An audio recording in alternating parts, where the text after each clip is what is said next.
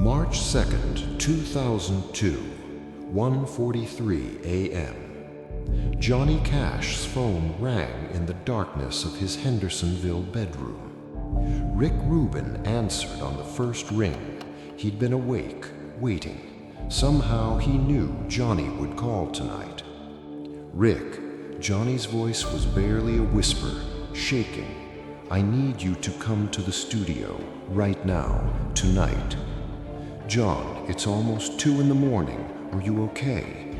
A long pause. Rick could hear breathing on the other end, labored, painful. "I need to record Hurt, the song you played me. I need to do it now, before—" Johnny's voice broke. "Before what, John?" Another pause, longer this time. When Johnny spoke again, his voice was hollow, empty, the voice of a man who'd seen his own ending. "Before she dies, Rick. June's dying. The doctors gave her 6 months, maybe less. And when she goes, I go. I know it. I feel it. This song, Hurt, it's not for me. It's for her. It's for us. It's our goodbye." Rick Rubin sat up in bed, his heart pounding. He'd been producing Johnny Cash for 8 years. He'd seen Johnny at his lowest and his highest, but he'd never heard this in Johnny's voice before. Acceptance, finality, the sound of a man preparing to die. "I'll be there in 30 minutes, Rick said.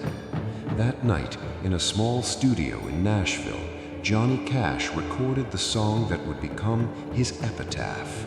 Not because he wanted to make great art, not because he was trying to revive his career, but because he knew with absolute certainty that he and June were dying, and he needed to leave her one final message, one final confession, one final "I'm sorry for all the pain."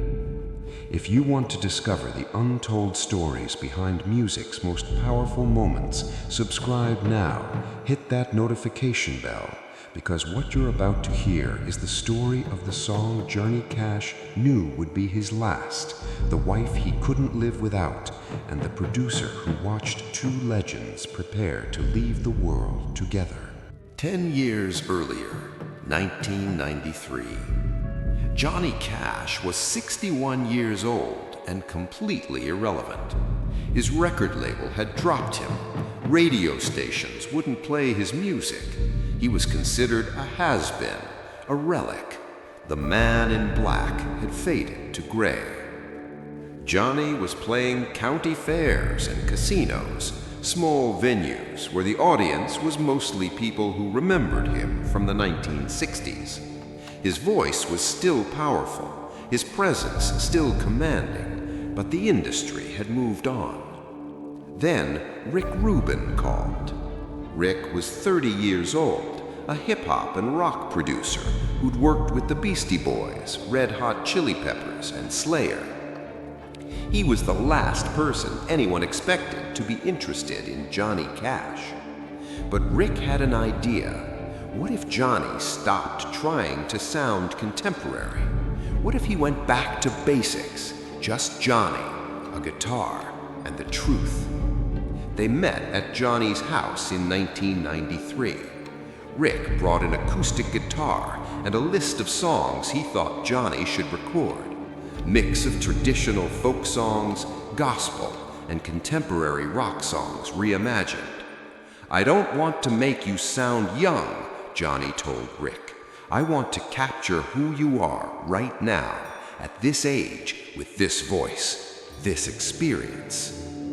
Johnny, who'd been rejected by the industry for years, was skeptical. Who's going to listen to an old man with a guitar?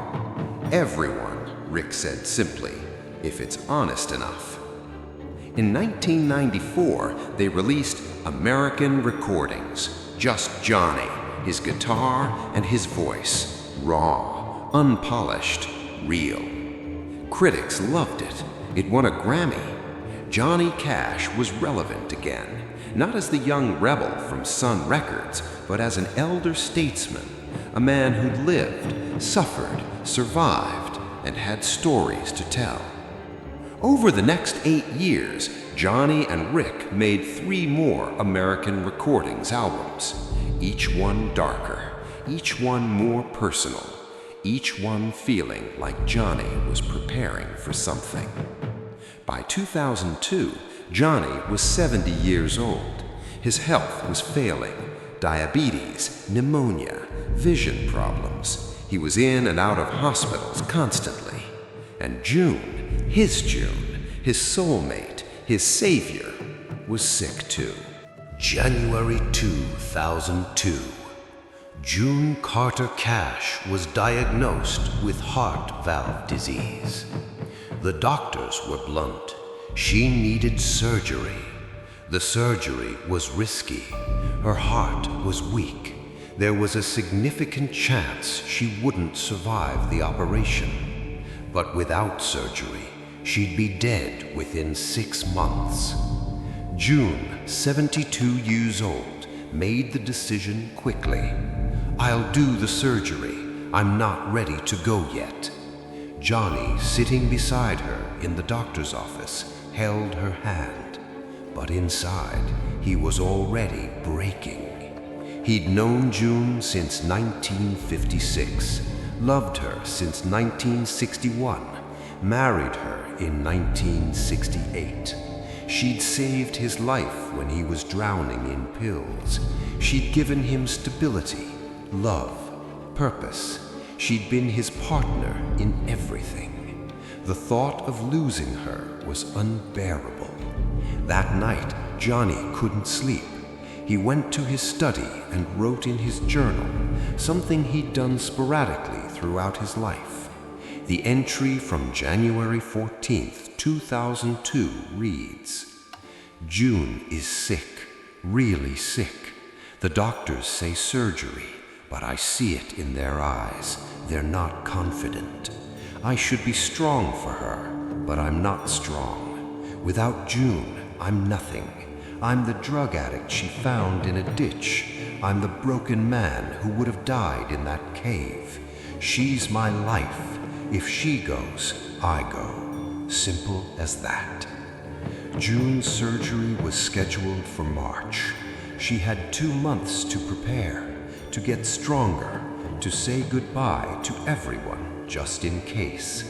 Johnny spent those 2 months trying to make her laugh, trying to pretend everything would be fine.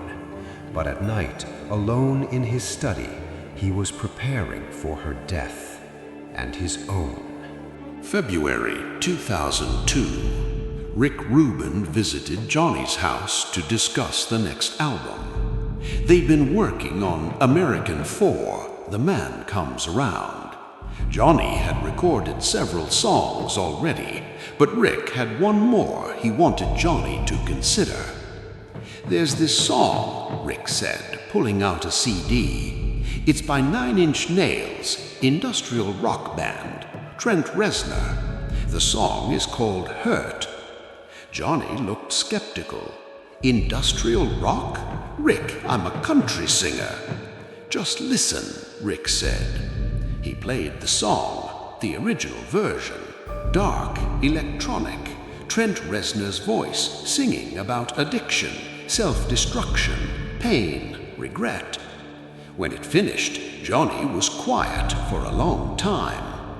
"It's powerful," Johnny admitted, "but it's not my song. It's about drugs, needles, self-harm. That's not my story anymore." "Isn't it?" Rick asked gently. "Strip away the industrial sound. Listen to the words. It's about regret, about looking back at your life and seeing all the pain you've caused, all the people you've hurt. It's about wanting to undo the past, but knowing you can't." Johnny stared at the CD player. "I don't know, Rick. It feels too raw, too personal." "That's exactly why you should do it." Johnny shook his head. "No, I can't. Not now. Not with everything happening with June. I can't sing a song about pain and regret when I'm barely holding it together." Rick didn't push. He knew Johnny. knew that sometimes seeds took time to grow. "Okay," Rick said, "think about it. If you change your mind, let me know." Johnny didn't think he'd change his mind, but that was before the nightmare. March 1st, 2002. 2 weeks before June's surgery. Johnny had a dream, or a vision, or a premonition. He never knew quite what to call it. In the dream, he was at June's funeral, standing at her grave. Everyone was there, family, friends, musicians, but Johnny couldn't speak, couldn't move, could only stand there as they lowered June's casket into the ground. And then, in the dream, he heard music. Someone was playing a guitar, singing. The voice was his, but he wasn't singing. The music was coming from the grave, from June's grave. He was singing about pain, about regret, about wanting to hurt himself, because living without her was impossible. Johnny woke up at 1:30 a.m., drenched in sweat, gasping for air. June was asleep beside him, breathing softly. He watched her for a long moment. The love of his life, the woman who'd saved him, still here, still breathing. But for how much longer? That's when he understood. The song Rick had played him, Hurt, wasn't about his past addiction. It was about his future, about living in a world without June, about the pain that was coming, about how he knew he wouldn't survive losing her. The song was prophetic, and he needed to record it, not as a cover, but as a confession, as a farewell. At 1:43 a.m., Johnny called Rick Rubin. Rick arrived at the studio at 2:15 a.m. Johnny was already there, sitting alone with his guitar. "Thank you for coming," Johnny said quietly. "Always," Rick replied. "What changed your mind?" Johnny was quiet for a moment. "I had a dream about June's funeral, and I realized this song isn't about who I was. It's about who I'm going to be when she's gone." Rick set up the equipment. Minimal, just one microphone, Johnny's guitar, and silence. "Whenever you're ready," Rick said from the control room. Johnny closed his eyes. He thought about June, about the life they'd built together, about all the years she'd stood by him when he was unlovable, about how he'd failed her so many times, but she'd stayed anyway. And he began to sing. The words, which I cannot reproduce here, spoke of self-destruction, regret, and the impossibility of undoing the past. But in Johnny's voice, they became something else entirely. They became a letter to June, an apology, a confession. "I hurt myself. I hurt you. I ruined everything good. And now you're leaving, and I don't know how to exist without you." Rick sat in the control room, tears streaming down his face. He'd produced countless recordings, but he'd never heard anything like this. This was a man singing his own eulogy, preparing to die. Johnny's voice cracked multiple times during the recording. He had to stop twice to compose himself. But Rick didn't stop the tape. He let it run, because the brokenness was the point. When Johnny finished, he set down the guitar and put his face in his hands. Rick came out of the control room, sat beside Johnny, didn't say anything, just sat there. Finally, Johnny looked up. "That's the last song, Rick. I can feel it. That's the last thing I'll ever record that matters. John, I'm not being dramatic. I know what's coming. June's surgery is in 2 weeks. Even if she survives, she's not the same. Her heart is failing, and mine will follow. This song, it's my goodbye to her, to the world, to everything. Rick didn't argue, because deep down, he knew Johnny was right. April 2002, 1 month after the recording. Director Mark Romanek was brought in to create a music video for Hurt. He came to Johnny's house to film. What he found shocked him. Johnny Cash, the towering legend, the man in black, looked like a ghost. He'd lost significant weight. His skin was gray. His hands trembled. His eyes were clouded with pain and medication. June was there too, just out of frame in most shots, sitting in a chair, watching. She'd had her surgery. She'd survived, but barely. She was weak, exhausted, clinging to life. Mark filmed Johnny in his home museum, a building on his property filled with memorabilia from his career, gold records, guitars, costumes, photographs from when Johnny was young and strong and invincible. The contrast was devastating. Young Johnny in the photos, dying Johnny standing beside them. During one take, Johnny's voice failed completely. He couldn't finish the song. He apologized, tried again, failed again. "Let's take a break," Mark said.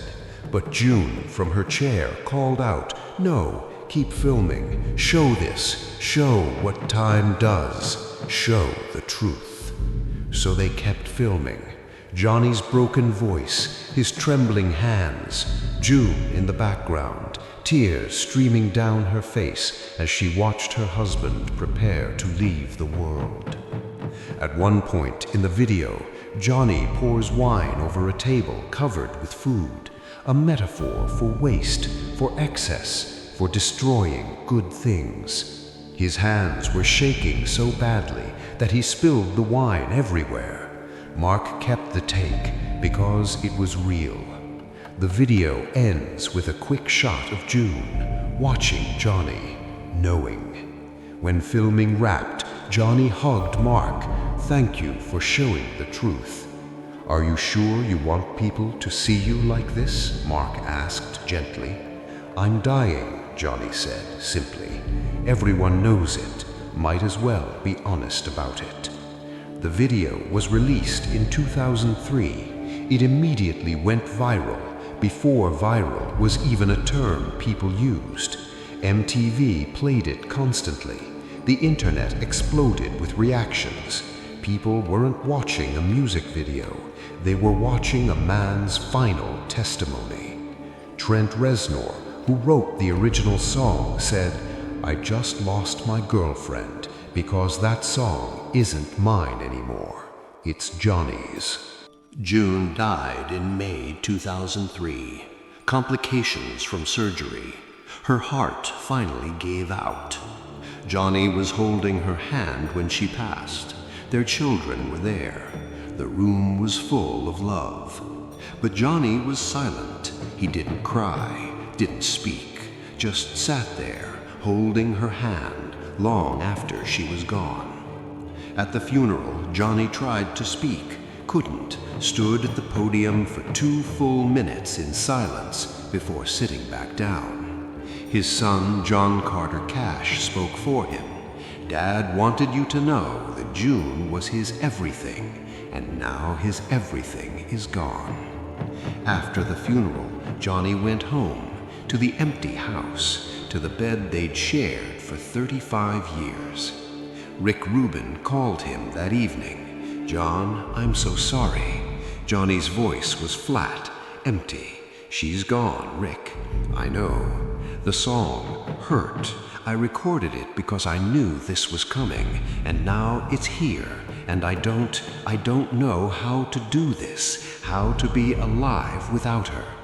John, you're strong. "No," Johnny interrupted. "I'm not strong. I never was. June was strong. She kept me alive, and now she's not here, so I won't be here much longer either." "Don't say that. It's not a threat, Rick. It's just the truth. I can feel it. My body is shutting down, not because of disease, because there's no reason to keep going. She was the reason." Rick tried to convince Johnny to fight, to live, to keep making music, but Johnny was already gone, not physically, but spiritually. The moment June died, Johnny began dying too. September 12th, 2003, 4 months after June's death, Johnny Cash died in his home, alone, holding a photograph of June. He'd spent the last 4 months in decline, barely eating, barely sleeping, in and out of hospitals. His body was failing in every way possible. But the doctors knew the real cause of death: broken heart syndrome, a real medical condition where grief literally damages the heart. Johnny died of missing June. Rick Rubin was one of the first people called. He sat in his car outside his studio for an hour, unable to move. The last time he'd spoken to Johnny was 3 days before his death. Johnny had called to thank him. For what? Rick had asked. For letting me make real music. For the last 10 years. For American recordings. For Hurt. For giving me a way to say goodbye. "John, you don't need to thank me." "I do, because Hurt, that song, it's what I needed to say, to June, to everyone. I hurt people, I destroyed things, I failed in so many ways, but I loved June, and she loved me, and that's what matters in the end. The song says everything I couldn't say while she was alive." That was their last conversation. At Johnny's funeral, Rick gave a eulogy. He talked about the American recording series, about Johnny's courage to be vulnerable, about the man behind the legend. And then Rick said something he'd never told anyone. The night Johnny recorded Hurt, he told me it was his last song. He said it was his goodbye. I didn't want to believe him, but he was right. That song was his goodbye. To June, to us, to the world. He knew he was dying, and he wanted to leave us with the truth that pain is real, regret is real, but so is love, and love is what makes the pain bearable. Rick's voice broke. He couldn't continue. 7 years after Johnny's death, Rick Rubin gave an interview where he finally revealed the full truth about the Hurt recording. "People think Hurt is just a cover song," Rick said, "but it's not. It's Johnny's suicide note, his goodbye letter. He recorded it knowing June was dying, knowing he was dying. He told me that night, 'This song isn't for me, it's for her. It's our goodbye.'" The interviewer was stunned. Did he really know he was going to die? "Yes," Rick said, "absolutely. He told me repeatedly, 'When June goes, I go.' I thought he was being dramatic, but he was being literal. He lived 4 months after her death, and every day of those 4 months, he was just waiting to join her." "Do you think recording Hurt helped him?" Rick was quiet for a long time. "I don't know. I hope so. I hope it gave him a way to express what he was feeling. But I also carry guilt, because I watched him record his own death, and I did nothing to stop it." "What could you have done?" "I don't know. Maybe nothing, but I think about that night all the time. 1:43 a.m., him calling me, saying I need to record this before she dies. I should have said no. I should have said, let's focus on life, not death. But I didn't. I enabled him to prepare for his own ending. The interview went viral. Some people criticized Rick. You exploited a dying man for art. But others defended him. You gave Johnny what he needed, a way to say goodbye on his own terms. Rick never fully resolved his feelings. To this day, when asked about Hurt, he gets emotional. It's the most powerful recording I've ever been part of, and the one I think about most, because I didn't just record a song that night. I recorded a man's farewell to the love of his life. And 4 months later, he followed her. Today, Johnny Cash's version of Hurt is considered one of the greatest cover songs of all time. The music video has been viewed over 100 million times, but very few people know the true story behind it. That it wasn't just a cover, it was a prophecy, a preparation, a goodbye. June Carter Cash died May 15th, 2003. Johnny Cash died September 12th, 2003, 4 months apart. On the album credits for American 4, released posthumously in November 2003, there's a dedication for June. Every note, every word, every breath, this was always for you. Hurt wasn't the last song on the album, but it was the last song that mattered. Everything else was epilogue. Rick Rubin keeps a photograph in his studio. Johnny and June, taken during the Hurt video shoot. June sitting off camera, watching Johnny. Johnny looking directly at the camera, but his attention is on June. Both of them knowing, both of them preparing. Under the photo, Rick has written, "The last song, the last goodbye, March 2002. When asked why he keeps it, Rick says, to remember that music isn't just about sound, it's about truth. And Johnny gave us the hardest truth of all, that love doesn't make losing someone easier. It makes it impossible." Years after Johnny's death, Trent Reznor, who wrote the original version of Hurt, was asked about Johnny's cover. "I wrote that song about my own pain," Trent said. "About drugs, about self-destruction, about feeling like a failure. But when Johnny sang it, he made it about something deeper. He made it about a lifetime of regret, about knowing you hurt the people you loved most, about preparing to die. When I saw the video, Johnny looking so frail, June in the background watching him, I broke down crying, because I realized he's not singing my song. He's singing his life, his goodbye, his apology to June for every moment he wasn't there, every moment he chose drugs over her, every moment he failed. And then he died 4 months after June, and the song became his epitaph, the last thing he wanted the world to know. I hurt people, I regret it, but I loved June, and I'm following her now. That's not a cover, that's a farewell." The truth that Rick Rubin carried for years, that he finally revealed in 2010, is this. Johnny Cash didn't record Hurt because it was a great song. He recorded it because June was dying, and he knew with absolute certainty that when she died, he would follow. The song wasn't a metaphor, it was a countdown, a map of the next 4 months, a promise, "I'm coming, June, wait for me."